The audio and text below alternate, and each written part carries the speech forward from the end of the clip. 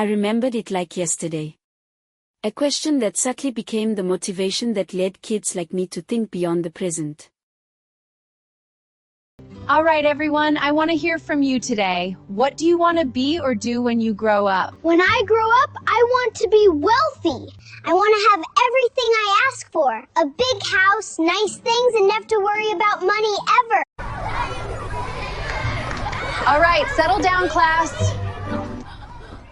I wrote down occupations and desires that my peers had wished for, only because it sounded impressive.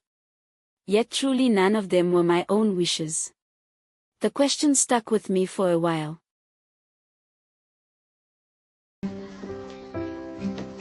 Class is dismissed. I'll see you all tomorrow.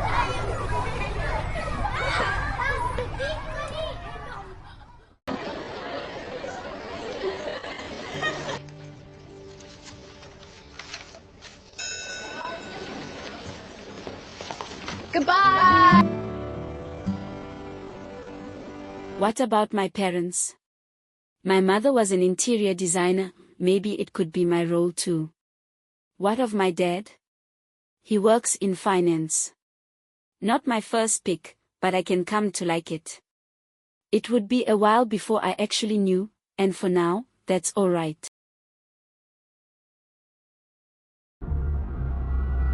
A few days later, wrapped in my favorite hoodie, I sat in Mrs. Angie's Sunday school, and she read us verses from the Bible. My parents always tried to get me to read the Bible. I only did it because it made them happy. It was interesting, but it didn't have the pictures I loved in my storybooks. Then Mrs. Angie said something that piqued my interest.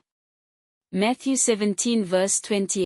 Jesus told them, I tell you the truth, if you had faith even as small as a mustard seed, you could say to this mountain, move from here to there, and it would move. Nothing would be impossible. A mountain? It sounds impossible. But over the following weeks, as Mrs. Angie read more and more, Jesus obviously wasn't kidding. He moved people's mountains, or impossible situations, all the time. So I thought maybe he could move the small uncertainty that I had about my future. Prayer is the key.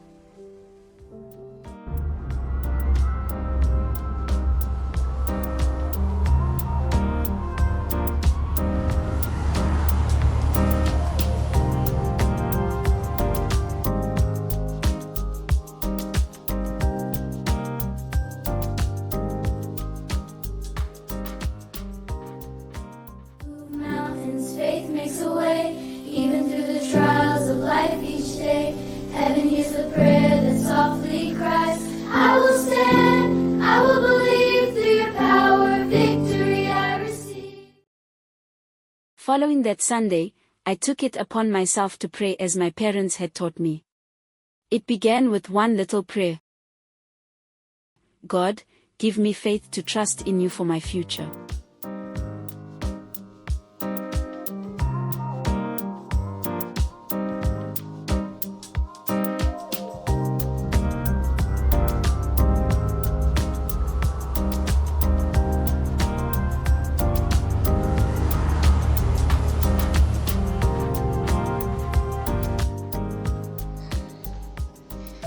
Okay, who's next? What do you want to do or be when you grow up?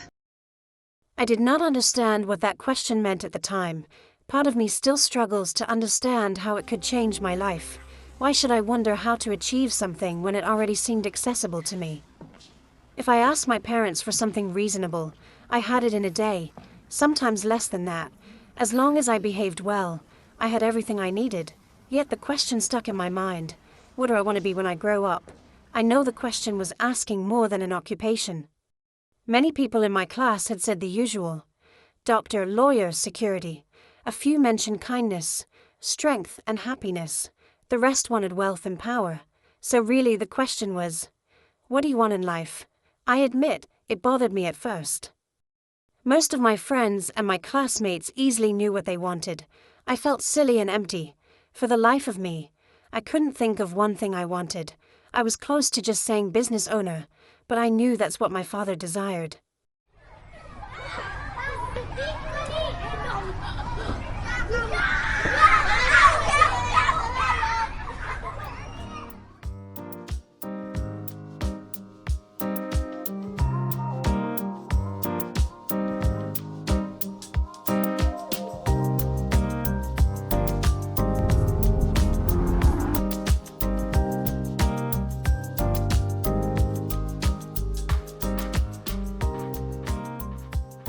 One day, I asked my parents what their desires were. I could tell they were a little surprised, but they indulged me. It revealed something I had never really considered before. Their lives were not so different from mine. They had grown up with strict, orderly parents who provided them with a good education and activities to keep them busy. In time, I became the very image of their childhood. Once I made peace that my life was already pre-planned, I had nothing to worry about. Nothing to feel silly about, because it'll all come together anyways.